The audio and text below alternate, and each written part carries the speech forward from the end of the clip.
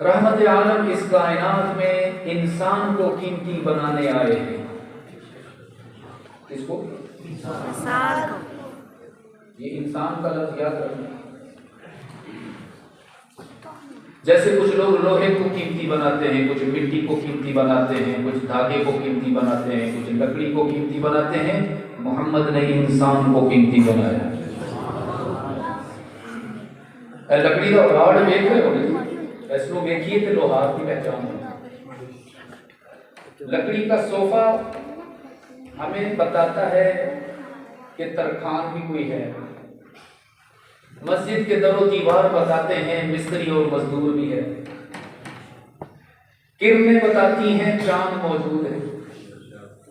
शुआएं बताती हैं कि सूरज मौजूद है।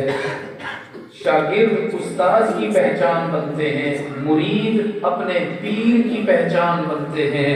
रब्बे काबा की कसम अबू बकर, उमर, उस्मान और अली मोहम्मद मुस्तफ़ा की पहचान बनते हैं। मेरे आका की सीरत ने अबू बकर को सिद्दीक बनाया। उनके पास कोई स्विच नहीं था कि वो लगाया और वो सिद्दीक बन गए। वो तालीमात थी, वो सुन्नतें थी, वो जिंदगी गुजारने का तरीका था जिसको आप लाइफस्टाइल कहते हैं। वो उन्होंने सहाबा को सिखाया तो अबू बकर सिद्दीक बन गया, उमर फारूक बन गया, उस्मान बिन नुरैन बन गया, अली शेर खुदा। वो सीरत आज भी मौजूद है। गोया मेरे आका ने जिन तालीमात के जरिए इंसान को कीमती बनाया, इतना कीमती, इतना कीमती कि फारूक आजम की हालत ये थी कि तलवार लेकर निकले थे कि आज मोहम्मद का सर उड़ाऊंगा, लेकिन वही फारूक आजम मेरे आका की तालीमात को अपनाकर इतना बुलंद हुआ कि उसके सजदों पर जिब्राईल भी रश्क करता था। वही बिलाल जिसको कोई सलाम करना पसंद नहीं करता था, जिसके पास पहनने के लिए लिबास भी कंप्लीट नहीं होता था, जिसको कोई अपनी दावतों में बुलाना पसंद नहीं करता था, जब रहमत आलम की गुलामी में आया, चलता फर्श पे था, उसके कदमों की आवाज जन्नत में सुनाई देती थी।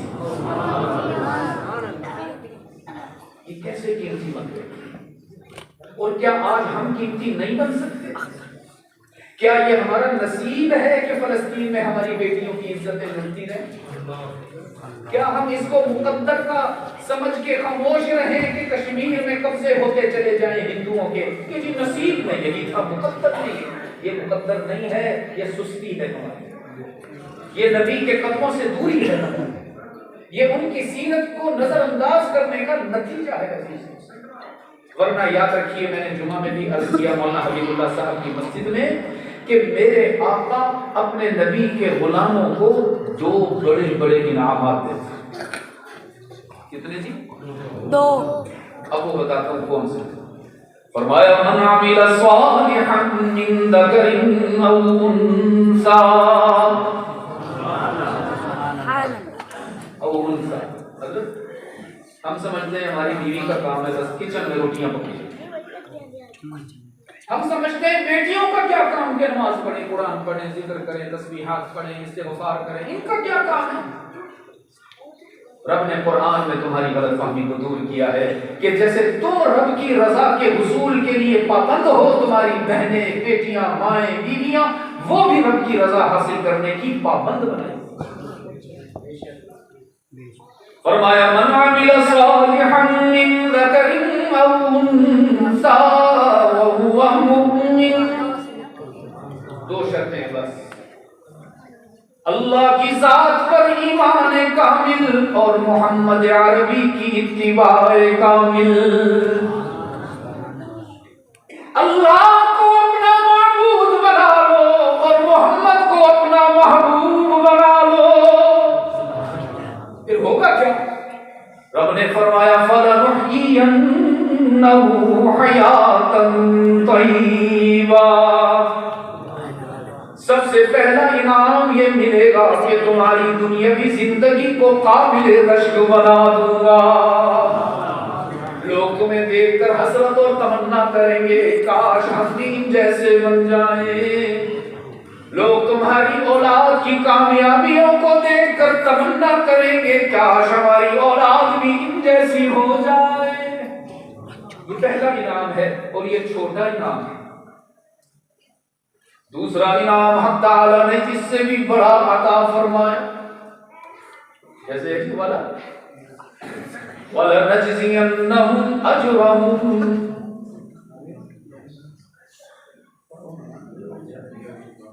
हाँ ये मैं इम्तिहान लेता रहता हूँ, शाबानी हाफिज़ के हैं रमज़ानी वलनजज़ियन्नहुम अजरहुम बिअहसनि मा कानू यअमलून। इसका तर्जुमा तो कुछ और होगा, इतने सारे उलमा बैठे हैं, मैं उनके सामने अपने ज़ौक़ का तर्जुमा करता हूँ।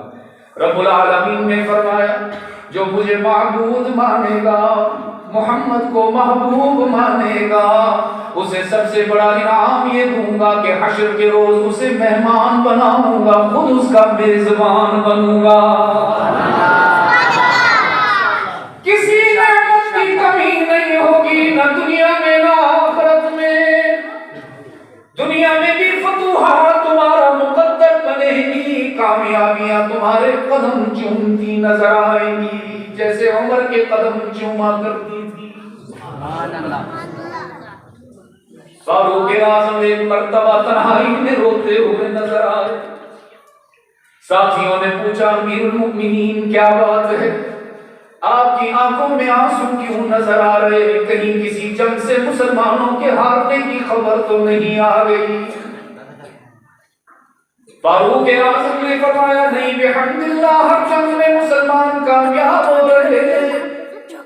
तो पूछा गया आंखों में आंसू क्यों, फरमाने लगे आज उसी जगह पर खड़ा हूं जहां बचपन में बकरियां चराया करता था और बकरियां मेरे काबू नहीं आती थी। सारा दिन गुजर जाता बकरियों के पीछे भागता दौड़ता, शाम तक बकरियां संभलती न थी।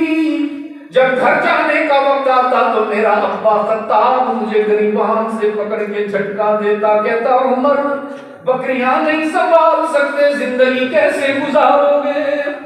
आज उसी जगह पे खड़ा हूं और खत्ताब के बेटे की हैसियत से नहीं, मोहम्मद के गुलाम की हैसियत से खड़ा हूं। 22 लाख मुरब्बा मील की सल्तनत पर मेरा हुक्म चल रहा है, हवाएं इताअत कर रही हैं, कांपती हुई जमीन पर पांव से ठोकर लगाता हूं तो ज़लज़ले रुक जाते हैं। जब यहाँ पे आया तो मेरे ज़मीर ने मुझे एहसास दिलाया कि उमर तू तो वही था जिसकी बात बकरियां भी नहीं मानती थी। ये मोहम्मद की इताअत का समर है ना, ये रहमत आलम की गुलामी का असर है, ये उनकी तालीमात को अपनाने का समर है ना कि आज खत लिखते हो तो दरिया में गुलामी करते नजर आते हैं। और वो हमारे दोस्त हैं सैयद सलमान गिलानी, शायद आपने उनका नाम सुना हो, शायर है माशाअल्लाह। उनका ये कलाम मुझे बहुत पसंद आता है, मेरा दिल करता है आज आपको भी सुना दे। पता नहीं कौन उर्दू समझ आ रही है।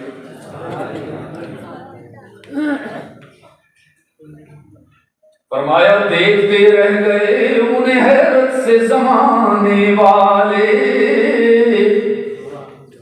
किन्हें पता, सहाबा। देखते रह गए उन्हें हैरत से जमाने वाले, देखते रह गए उन्हें हैरत से जमाने वाले के हुक्मरान बन गए ऊंटों के चराने वाले। मेरे आका का ये एजाज़े मोहब्बत ही तो है, एजाज़े नफरत नहीं, एजाज़े फतवा नहीं, गुस्ताखियां दे फतवे नहीं, जहन्नमी होण दियां बदनसीबां दियां इत्तलाआत नहीं, मोहब्बत। कोई जान लैन वास्ते भी आया तो ओदे वास्ते अपनी चादर भी चादर। रब्बे काबा दी कसम, अल्लाह ने मक्खन नू भी इतना नरम नहीं बनाया सी जितना मोहम्मद दे अखलाक नू नरम बनाया। रब्बे काबा दी कसम, शहद च वो मिठास नहीं हो सकती जेड़ी मोहम्मद दे अल्फाज च मिठास होती। जान लेने आते थे, जान लेने आते थे, जान देने वाले बन के जाते थे। मेरे आका का ये एजाज मोहब्बत ही तो है कि उन पे जान देने लगे उनको सताने वाले। सहाबा ने आका की तालीमात को अपनाया तो बकरियां चराने वाले भी बादशाह बन गए। हमने आका की तालीमात को छोड़ दिया तो एटम बम रख के भी भिखारी हो गए। ज़राई मुल्क में रहते हुए भी गंदुम बाहर से दरामद करनी पड़ रही है। कभी IMF के सामने झोलियां फैलाते हैं, कभी सऊदी अरब की मिन्नतें करते नजर आते हैं, कभी UAE अरब इमारात के पैर पड़ते हुए नजर आते हैं। क्यों? वजह सिर्फ एक है, आका की तालीमात से नजरें हटाई। मैंने अर्ज किया कि अगर अपने आका को महबूब बना के चलोगे तो 2 इनाम मिलेंगे। याद है 2 इनाम? दुनिया की जिंदगी भी काबिल रश्क होगी और आखिरत में भी इनामात की नवाजिश होगी। लेकिन अगर रहमत आलम की नाकदरी कर बैठे अजीज दोस्तों, तो याद रखना अजाब भी 2 तरह के हैं। अर्ज कर देता हूं, कोई मेरी बात तो है नहीं, मैं तो कुरान सुनाने आया हूँ आपको, और तो हमें भी कहानी आती ना। हमारे पास कोई धोबी का क्या है, किसका कुत्ता पता नहीं, इसका धोबी है। वो कब्र में गया तो पूछा भाई मन रखूं का, उसने कहा मैं सुनाऊंगा धोबी। समझने वाले समझ, वो हमारे पास कहानी नहीं, हम तो कुरान लेकर आए, हम तो हदीस लेकर आए हैं। इंशाअल्लाह वही बात आपको सुनाएंगे जो नबी ने फरमाई। इधर उधर की बातें हमें फरमाया, वमन अअरद अन ज़िक्री फइन्न लहू मईशतन दंका। जो मेरे महबूब की नाकदरी करेगा, जिसको मैंने सारे आलम में मुअज़्ज़ज़ बनाया, मुहम्मदुर रसूलुल्लाह, सारी कायनात में जिसको मुअज़्ज़ज़ बनाया, अगर तुमने उसको इज्जत न दी, अगर उसकी सुन्नतों से नजर हटाई, अगर उसकी शरीयत को हल्का करके अपने रिवाज पूरे करते रहे, तो याद रखना पहला नुकसान ये होगा, फ़इन्न लहू मईशतन दंका। हक़ तआला ने फरमाया, क्या तर्जुमा करूं इसका, मुझे इजाजत दीजिए मैं कह देता हूं। हक़ तआला ने फरमाया, मैं तुम्हें IMF का गुलाम बना दूंगा। वो तुम्हें पैसा देगा, कुछ भीख देगा तो मुल्क चलेगा, वरना रोटी के लिए भी तरसते नजर आओगे, पेट्रोल भी नहीं मिल सकेगा, मईशत ज़ंका हो जाएगी, तंग हो जाएगी, फकीर बन जाओगे। वनहशुरुहु यौमल क़ियामति अअमा। और दूसरा नुकसान उससे भी बड़ा, हक़ तआला ने फरमाया, हश्र के रोज तुम्हें अंधा करके उठाऊंगा। क़ाल रब्बी लिमा हशरतनी अअमा वक़द कुन्तु बसीरा। चीखोगे, चिल्लाओगे, कहोगे या अल्लाह, दुनिया में तो इन आंखों से सब कुछ देखता था, हलाल भी देखता था, हराम भी देखता था, लोगों से छुपा छुपा कर गुनाह करता था, तू रोकता था हराम नहीं देखना, मैं छुप छुप कर देख लेता था, आज अंधा क्यों हो गया? हक़ तआला फरमाएंगे, कदालिका अततका आयातुना फनसीतहा फकदालिका यौमा तुनसा। मेरा नबी शरीयत लेकर तेरे पास आया, कुरान लेकर तेरे पास आया, तूने उसको नजरअंदाज कर कर दिया, आज हमने भी तुझे नजरों से गिरा दिया। ये दो आयत मैंने आपके सामने रखी हैं, इनमें हमारी तशखीस भी है और इलाज भी है। इनमें हमारे मर्ज की तशखीस, जैसे लेबोरेटरी होती है, वहां जाके हम अपना ब्लड टेस्ट देते हैं, सैंपल देते हैं कि जी देखो, इसको ऑब्जर्व करो, इसको एग्जामिन करो कि बीमारी क्या है, मसला हल क्यों नहीं हो रहा। 75 साल हो गए पाकिस्तान को बने हुए, रब से वादा करके लिया था कि ला इलाहा इल्लल्लाह की बुनियाद पर मुल्क ले रहे हैं, इसको गुनाहों से नापाक नहीं करेंगे। ये वादा किया था, इसका नाम भी पाक सिता रखा था, पाकीज़ा जगह बनाएंगे, अल्लाह कोई गुनाह नहीं करेंगे, इसकी फिजाओं को नापाक नहीं करेंगे। तो आज क्यों नहीं बात चल रही हमारी, क्यों नहीं हमारे मर्ज का खात्मा हो रहा, क्यों नहीं गुर्बत खत्म हो रही, क्यों नहीं हमें तामीर और तरक्की मिल रही। लोग चांद पर चले गए, टके टके के लोग चांद पे चले गए, अरे हम तो सुई भी ना बना सके। क्या हो गया? तो मैंने आपको तशखीस बता दी, कुरान की लेबोरेटरी से आपको पता चल गया कि इस मर्ज की, इस गुर्बत की, इन परेशानियों की वजह यह है कि हमने मोहम्मद का रास्ता छोड़ दिया। आप खुश हो या नाराज, डॉक्टर का काम है मर्ज बताना। तो या अल्लाह फिर अब करें क्या? अब देखो ना जी, मुझे शुगर है 15 साल से, मौला बिबुल्ला साहब तुझे लेके आए हो मेरा बैग, कितने गड्डी पे है, वो इतना बड़ा बैग मैं रखता हूँ साथ, सुबह भी इंसुलिन लगाता हूँ, शाम को भी इंसुलिन लगाता हूँ, नीचे को हाथ नहीं लगाता हूँ, दवाइयाँ भी सुबह दोपहर शाम 3 टाइम खाता हूँ, फिर जाके कुछ थोड़ा सा मर्ज काबू में आता है, वरना बेकाबू हो जाता है, सर में दर्द शुरू हो जाता है, वगैरह वगैरह। तो अजीज दोस्तों, कुरान ने हमें तशखीस भी कर दी है कि वजह यह है इस मर्ज की कि नबी का रास्ता छोड़ा, इलाज भी बता दिया, मसला हल तब होगा जब नबी की इत्तिबा करो बस। और ना किसी सियासी जमात के आने से मुल्क ठीक होगा, ना कि शख्स, आपने बड़े तजुर्बे कर लिए इंतखाबात, यकीन फरमाओ, बहुत तजुर्बे करके आपने देख लिए, कोई मसला हल नहीं। मसला हल होगा तो मोहम्मद के कदमों में आके, वलिल्लाहिल इज्जतु वली रसूल, ये अल्लाह का ऐलान है, इज्जत रखी है रहमत आलम के कदमों में। आज की इस मुलाकात में अजीज दोस्तों, अपने आका की सीरत की 4 बुनियादें आपके सामने रखूंगा। कितनी जी? 4। अगर उन 4 को आप अपना लें तो बाकी सीरत पर अमल आसान हो जाएगा।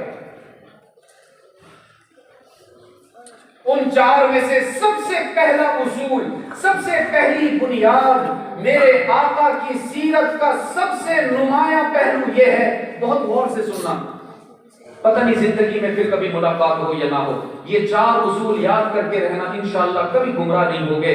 पहला उसूल याद रखना, मेरे आका की सीरत सिर्फ मनाने के लिए नहीं है, अपनाने के लिए।